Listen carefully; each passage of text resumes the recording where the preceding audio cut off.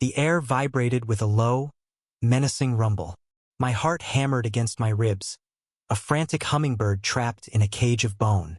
I watched, horrified, as the slow, sickly gray ooze poured from the back of the cement mixer, snaking its way down the chute and spilling into the crystalline basin of my family's natural spring. "What are you doing?" I screamed, my voice raw, a desperate sound swallowed by the guttural groan of the machine. The HOA president, a woman named Beverly with a face so perfectly composed it seemed carved from marble, didn't even flinch. She just stood there, arms crossed, a smug smirk playing on her lips as the concrete swallowed the last shimmering reflections of the sky. "Curb appeal, Mr. Davison. That unsightly pond of yours is in direct violation of Section 7B of the bylaws. It's a health and safety hazard. We are simply beautifying the neighborhood." The words were so clinical, so utterly devoid of empathy. They felt like a physical blow. My breath hitched. This wasn't a pond. This was the spring of grace, a natural wonder that had supplied my family for generations. My grandfather had built this house around it, a testament to its purity. Now it was a gaping wound, a tomb for living water. A wave of nausea washed over me. I wanted to lunge at her, to grab that pristine pearl necklace and shake the sanctimonious entitlement right out of her. But my feet felt rooted to the ground, a statue of impotent fury.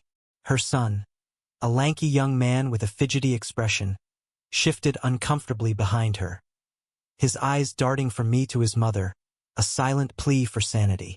Another neighbor, a kindly old woman named Mrs. Gable, stood on her porch, wringing her hands, her face a mask of shocked pity. But Beverly, that human monument to petty authority, was impervious. "The fine is retroactive, by the way. You can expect the notice in your mailbox by noon." The sound of her perfectly manicured fingernails tapping on a clipboard was the final insult, a percussive period to the end of my world. The cement mixer's engine died with a sigh, leaving a chilling, unnatural silence. All that remained was the thick, gray sludge, still settling, a monument to her spite. I stumbled back into the house, my mind a blank. The silence was deafening. The tap in the kitchen, a source of endless, cool, clean water just hours ago, was now a dead thing. I turned it, a foolish habit, and only a dry, rattling hiss came out. This wasn't just an inconvenience. It was a crisis. My home's very lifeblood was gone. A choked sob escaped me.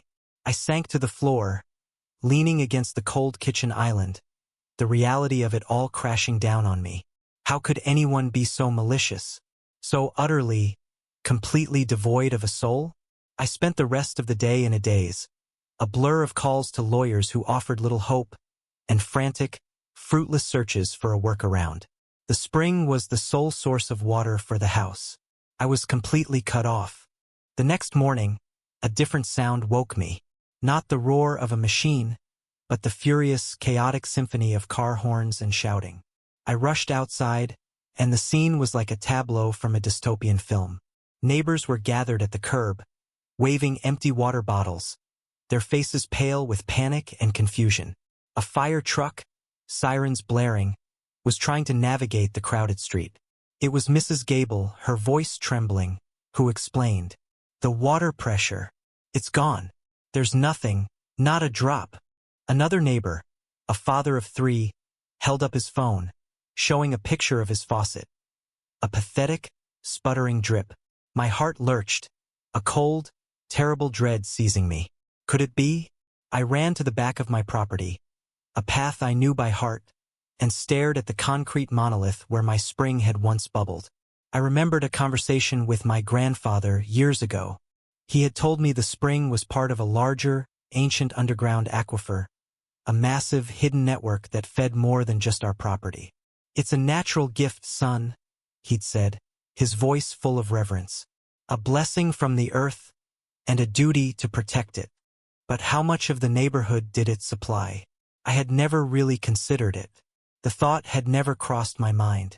The HOA, in their blind, bureaucratic rage, had not only destroyed my water source, but had unknowingly, or so I hoped, for humanity's sake severed the flow for everyone. My hands shook as I pulled out my phone. I had to find a map, an old geological survey map I'd seen in my grandfather's study. A frantic search in the attic, a tumble of dusty boxes, and there it was, a large, yellowed blueprint with a detailed, hand-drawn diagram. My eyes traced the blue lines.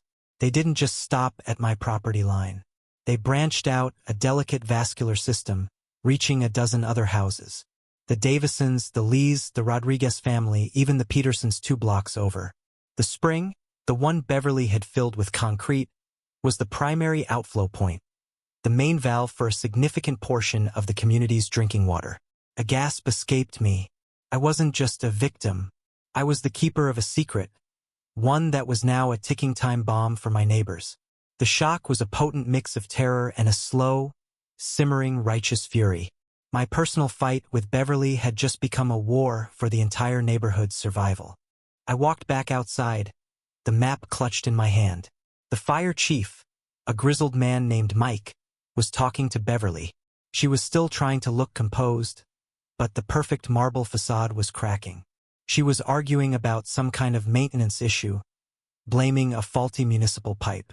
Mike just sighed, shaking his head.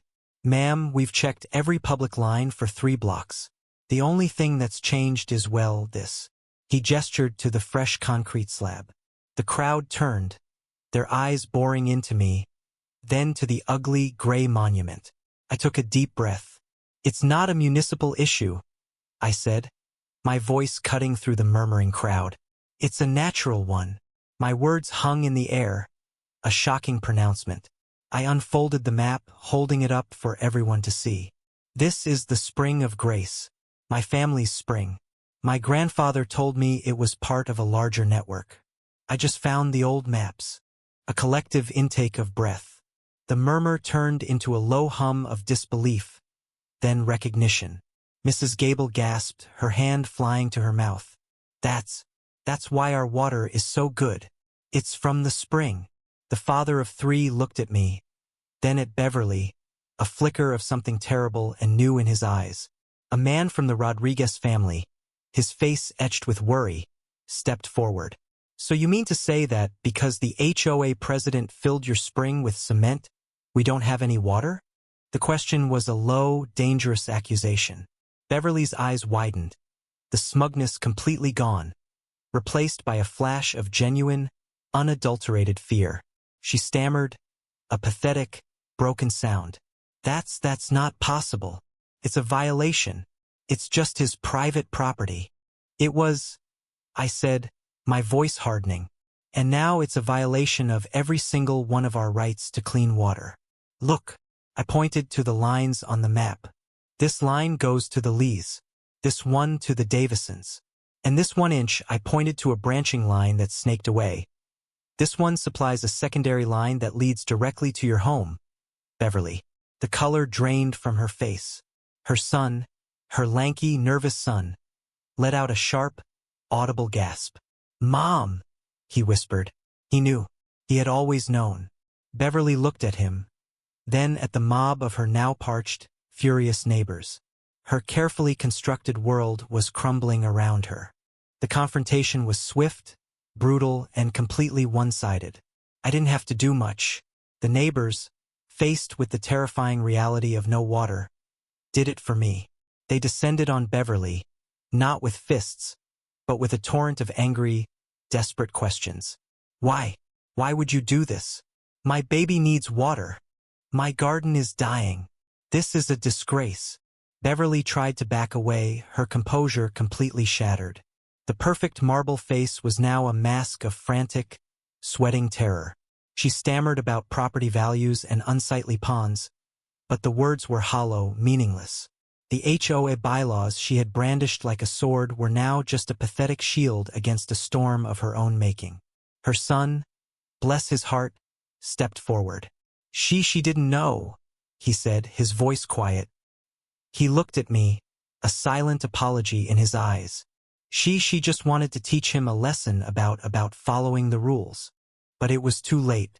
The truth had been revealed, and the consequences were catastrophic. The news crews arrived, a feeding frenzy of cameras and microphones. The story of the HOA president who sealed the neighborhood's water source with concrete was too sensational to ignore. The image of the beautiful, placid spring, now a gray tomb, flashed across every television screen. The pressure mounted.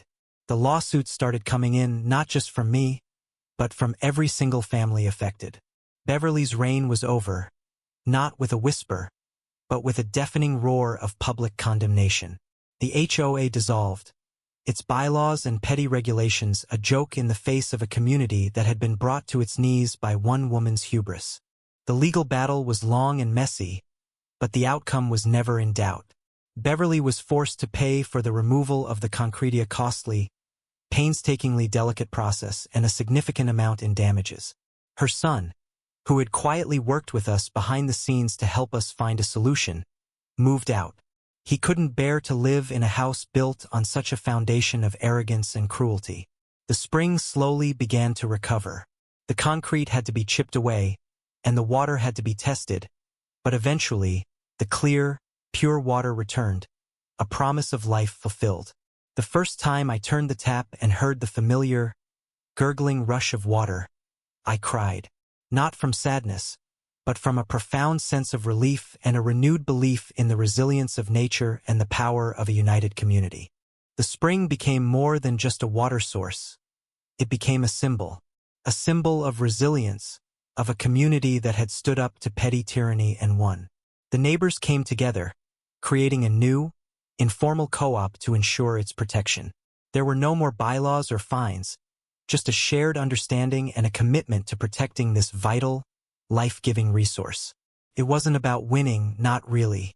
It was about standing up for what was right and watching a selfish act of destruction turn into an act of profound, community-wide creation. The whole ordeal taught me that some battles are bigger than yourself, and that sometimes the quietest, most unassuming things hold the most power. So, what's your take on this? Who was in the right and who was in the wrong, and where do you think the line between community rules and basic human rights should be drawn?